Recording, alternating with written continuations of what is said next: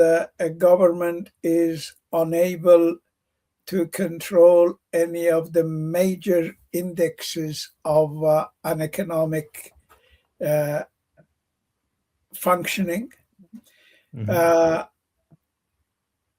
And aside from that, there is also a profound political crisis, which I have called it the crisis of sovereignty, which means that the government has the levers of power in its hand, but it's unable to maintain order. It's unable to run the country without violence. Violence is the only means left to the government to rule. And this is the situation in Iran now. And we have a country in uprising, but this uprising is by no means uniform. Uprising is mostly in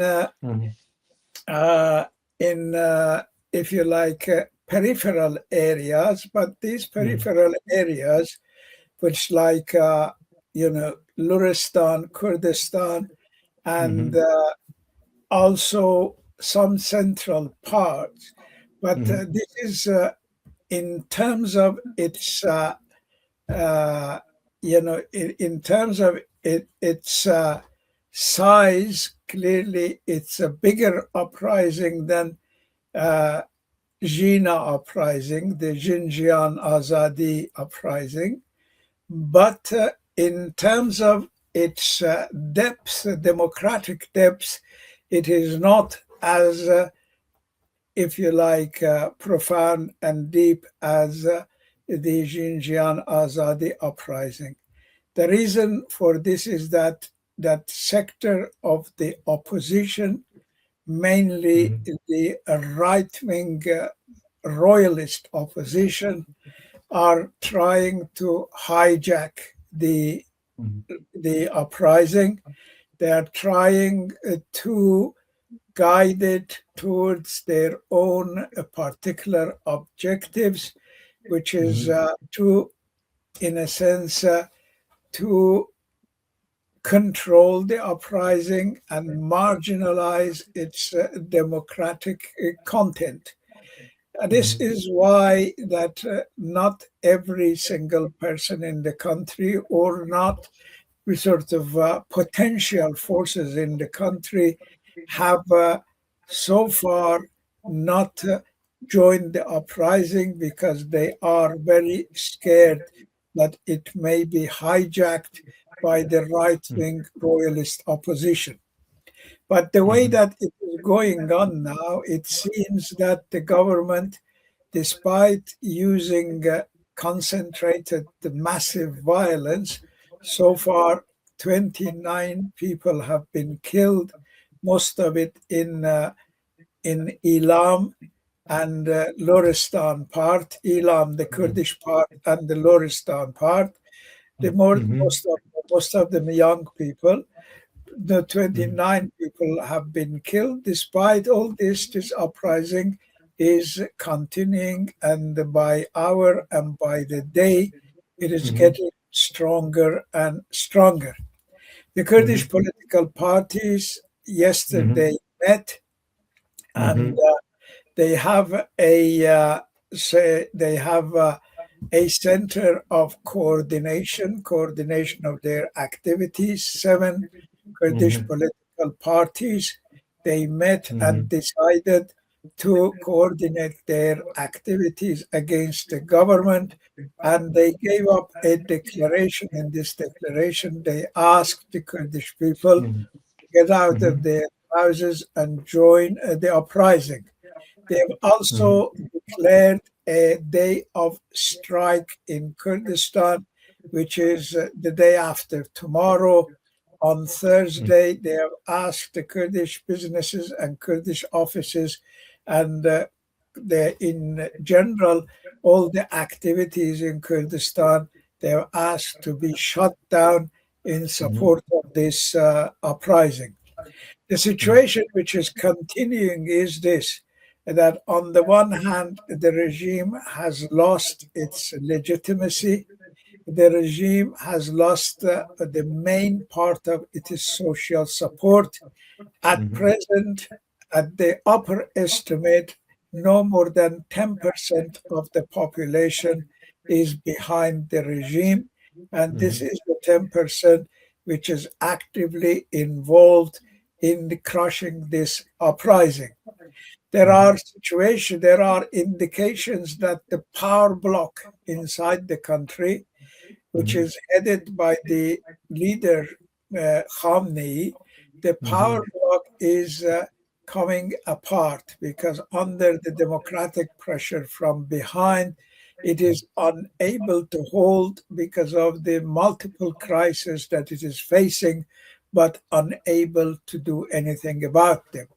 And as the power bloc, the ruling bloc, is unable to do anything about the economic crisis, about a crisis in education, crisis in security, and everything that has happened after 12 days war with Israel and America.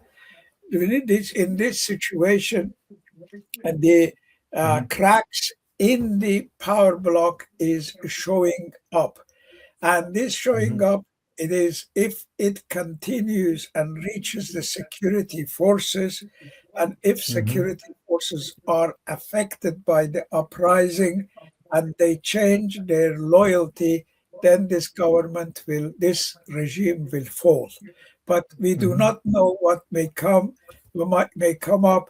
And as I said, the government has only very limited options. One option is that to use violence as much as it can by killing people, maiming people, arresting people, putting people in prison. So far, as I said, 29 have been killed and more than 2,000 people have been arrested and incarcerated. This option of using violence is one option. The other option is, of course, for the regime to start in the negotiation with America, accept all the American demands, that is to end the enriching uranium, to end the nuclear program, and above all, the major bone of contention between America and Iran in the negotiation, which is to stop the missile program in Iran. That is a sticking point in the negotiations. And if the regime is pushed too far by this uprising, I will not be surprised for the regime to accept the American demand, at least to go on with a 10-year moratorium of putting, if you like, stop on the production of missiles, and also reducing its military power in order to continue and survive. Therefore, the regime really has these two options. The other option, which is clearly open to the regime, is that to start a kind of a radical reform inside itself, that is to close down some of the controlling organs of the regime, which is run by the clergy, controls the elections, controls the judiciary, controls the legislature. These organs, like the Council of Guardians or Council of Experts, they have to be disbanded and ended. And if that happens, the way can be opened up. It can be opened up inside the regime for negotiation with the uprising. Uprising at present doesn't have any visible leadership or organization, but there is a leadership out there. There is an opposition outside the country which is claiming leadership. There is also an opposition inside country. Most of them are in prison or they have been put under house arrest. Now, there is a possibility that if a regime comes to the point that it is not able to hold on any longer, may come to kind of making a compromise with the internal opposition inside the country. Most of them are in prison, but such a compromise will cost the regime too much because this opposition simply doesn't want the basic principles upon which the Islamic Republic is based. That is the doctrine of uh, guardianship of the jurist, which is Khomeini's doctrine, and also the idea of unity of religion and politics upon which the Islamic Republic is based. Therefore, there will be one of the major issues for negotiation in any reform most likely will be an attempt to establish a secular government, a reformed, secularized Islamic Republic, which is clearly very difficult to hold. In this respect, if you look at it all in all, the crisis, I mean, economic crisis, crisis in military security, crisis in social, cultural. I mean, this is basically a systemic crisis. That is a crisis which has basically taken over the entire system, and dealing with this with reform is very difficult. On the other hand, among the opposition, the right-wing opposition represented by the royalists who want to bring back royal rule, to monarchy, to Iran, they basically are, their attempt is to remove the head of government, which is Khamenei and the people around him. They don't, in a sense, in their view, which is very conservative view, removal of their power block would be enough to continue with the business of the day. But that is not the case. This government, this regime has been in power for 47 years. And in 47 years, it has built numerous institutions, processes, practices in order to sustain and enforce its own rule. Those institutions must be dismantled. Those institutions must be, in a sense, destroyed. Without destroying those institutions, the institution removing the leadership, simply removing the leadership, is not going to serve the cause of democracy in Iran. And also another issue which is very important now, as I said, this this uprising is there. This uprising must be democratized. A democracy must be deepened in there and must be expanded. By which I mean if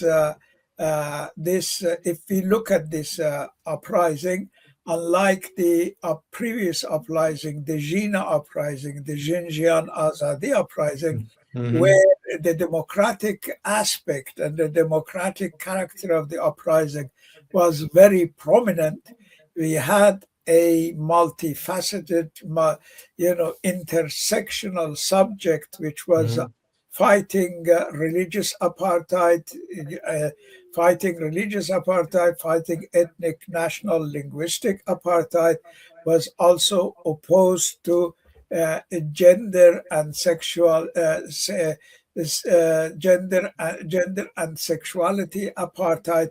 Those things now we do not see in this movement. That means that the way that the right wing are leading trying to carry this movement forward is to take the democratic spirit out of it. Therefore, the task of the democratic forces, including the Kurdish opposition, is to bring back those pluralist democratic slogans, to deepen this movement and ask for a kind of pluralist democracy in which that identities of the non-sovereign identities of the Kurds, the Baluchis, the Arabs, the Turkmens, and the Azeri Turks will be represented in this opposition and in the kind of alternative that this opposition wants to institute.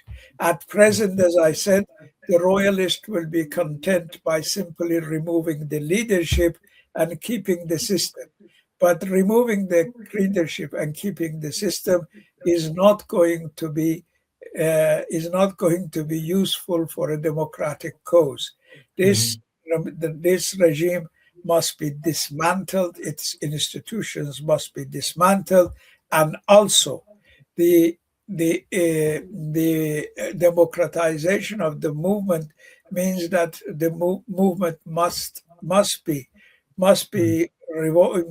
be uniting around an alternative which is democratic, pluralist, and also above all connected to freedom and justice in the country, freedom and justice for all.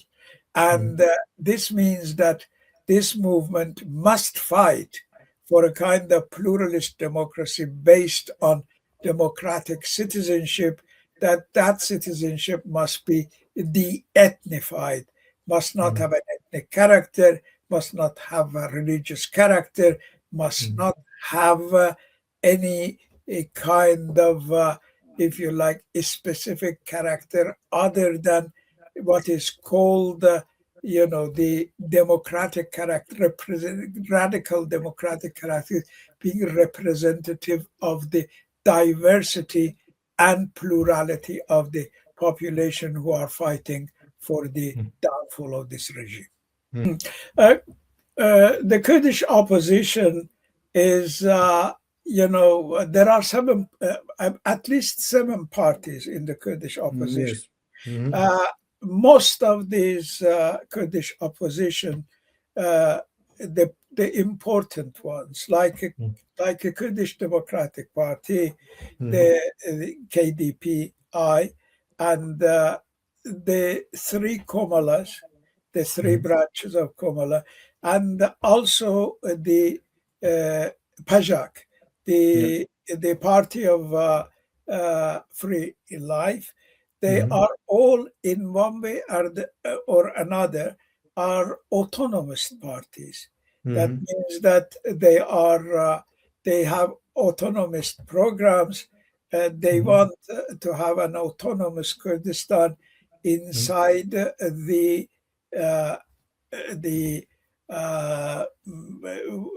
inside the sovereignty of the Iranian state. So, but some of them are federalists, some are not federalists. But what is important is that they are autonomous. They are not independent seeking nationalist organization in that sense.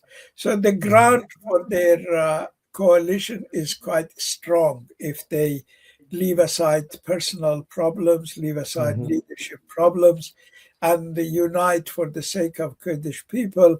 There is a strong basis for coalition among them, although they have very different conceptions of, autonomy and democratic. For instance, Pajak is, using the conception of democratic autonomy, which is similar to what in Rojava and also in Bakur. It was for years the Kurdish Workers' Party has asked for, so they are, but the Komalas and Democrats are, federalists. They want a Kurdish administration, use of Kurdish language, and so on. But they're quite happy to remain under united Iranian sovereignty, be part of it, and follow in sort of big politics like foreign policy or grand economic planning for the country, they would follow the center. So they're looking for a kind of establishing of a kind of federal structure.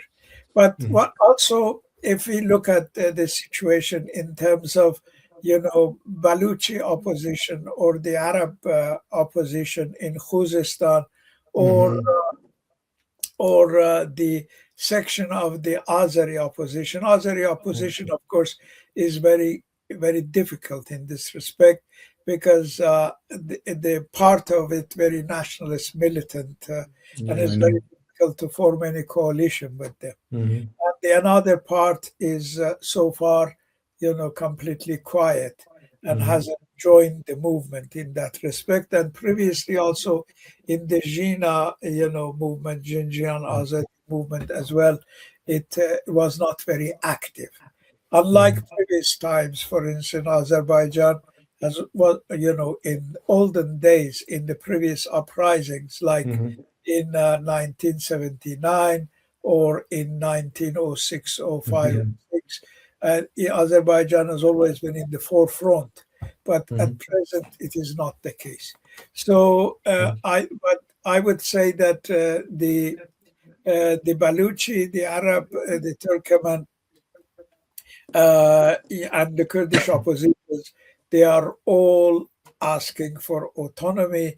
They are asking for pluralist democratic rule to be represented in the center.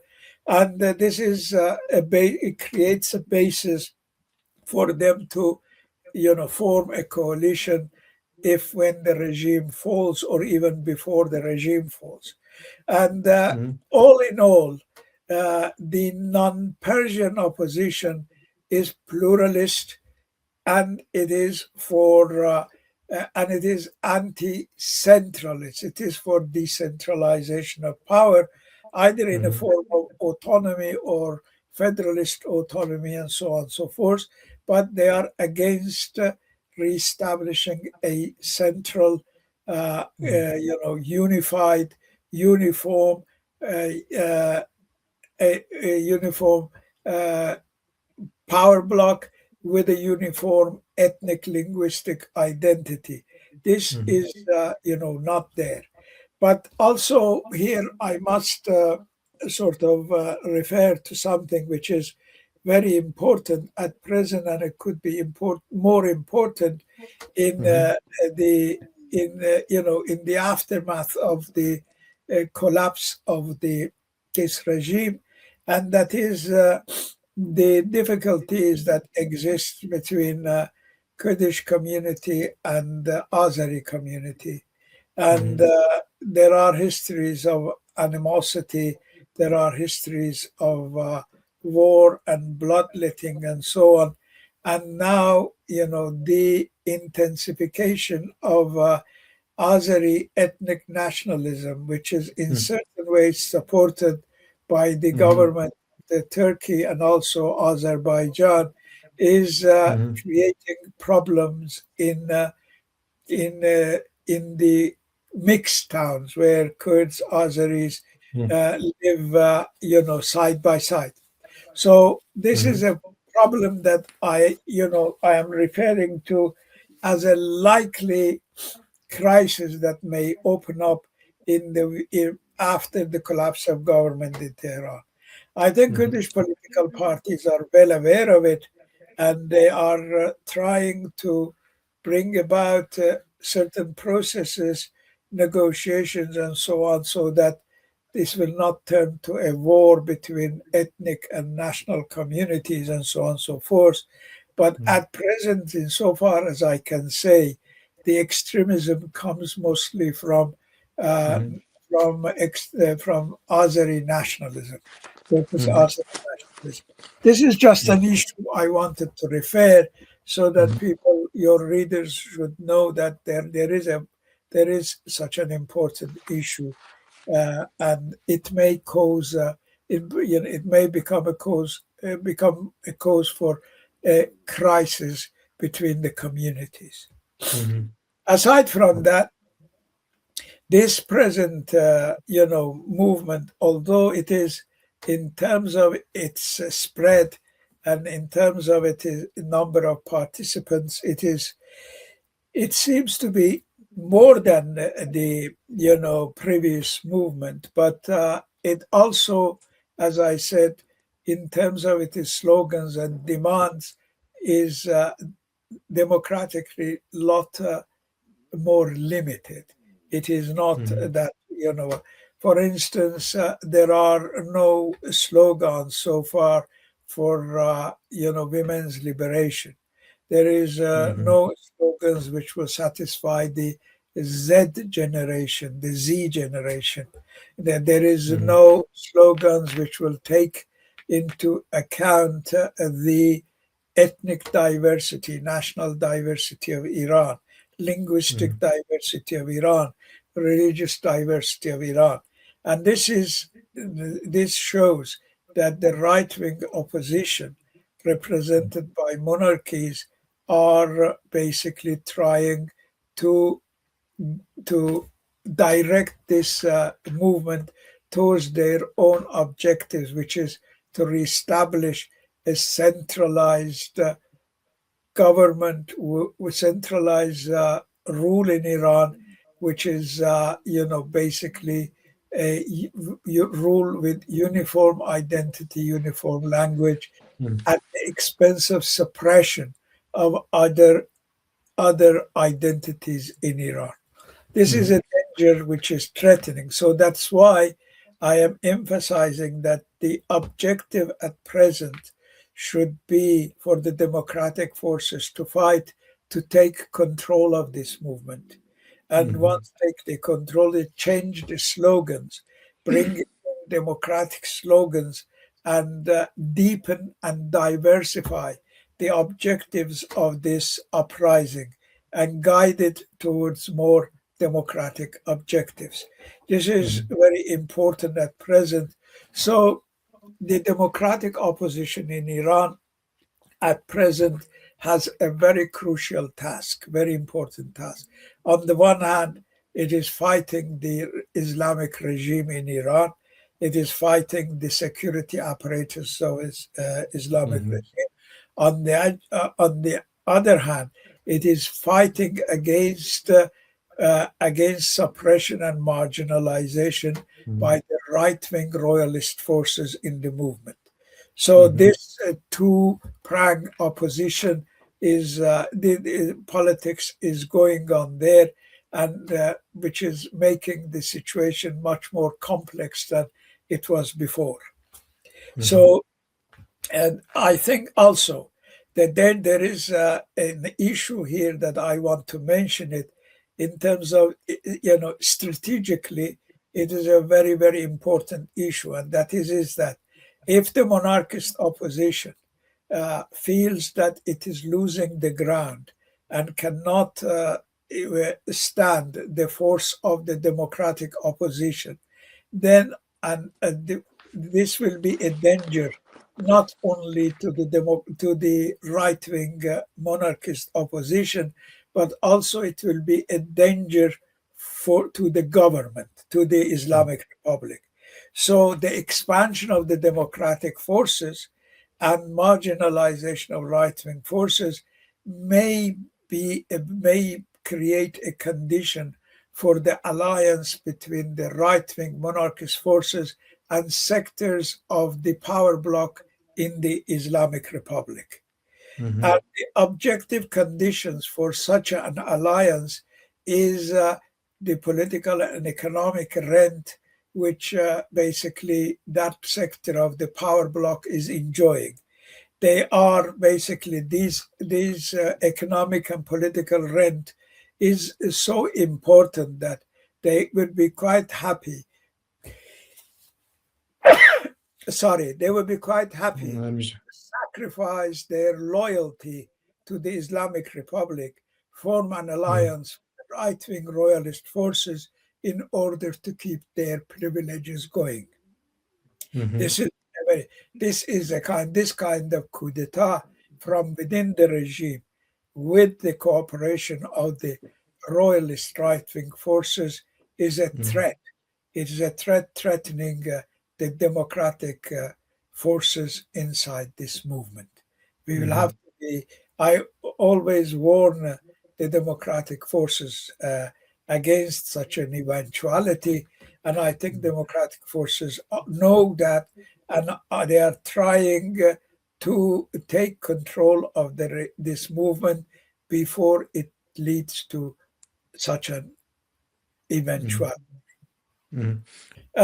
Yes, that is right. The Iranian regime, particularly after the 12-day war in last June with America and Israel, has lost bulk of its military security power. And it has also lost its, if you like, ability to control this situation, largely because its tactics and its strategies proved to be wrong. You see, the leader of Islamic Republic always had this strategy of no war, no negotiations with America, no war, no. But this strategy was based on the idea or on the assumption. It was based on the assumption that there are differences of view, objective, and interest between the United States of America and Israel. Israel wants to attack Iran, but America doesn't want to attack Iran. And but it did not, in this strategy, did not take into account that there may be a situation where America and Israel agree on this point that they should punish Iran, Islamic Republic, and that in this situation, Israel will play a double role. On the one hand, it will act as Israel, as an independent country with its own interests. On the other hand, it will act as the proxy power of the United States of America. Israel attacked Iran in this double capacity, both as the state, as a sovereign state with its own interests, and also as a power, proxy military power of the United States of America. And once the objectives of the United States of America was achieved, America stopped the war. Israel was not happy with stopping the war because its objectives as an independent sovereign state had not been achieved. Its objectives as the proxy power of America had been achieved. But this kind of mistake that the Iranian regime made, strategic mistakes, strategic calculations about aims and objectives of America and Israel, led to this, sort of massive military defeat in Iran. When massive military defeat in Iran came when Iran had already in a deep crisis of legitimacy, crisis of sovereignty, and it has above all the glare, there is a vital need for economic recovery and taking control of the economy to control the daily, everyday life of the people, to provide for it. But that needs economic resources. That economic resources is dependent on negotiation with America after the war, and the negotiation with America depends on the acceptance of American conditions. Accepting American conditions in reality means disarming Iran.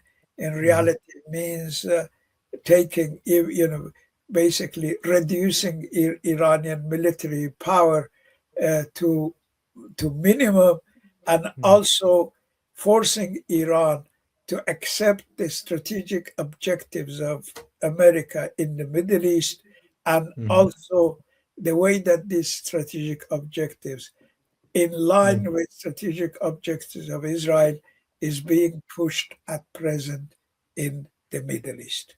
That is something which means the end of Iranian regime.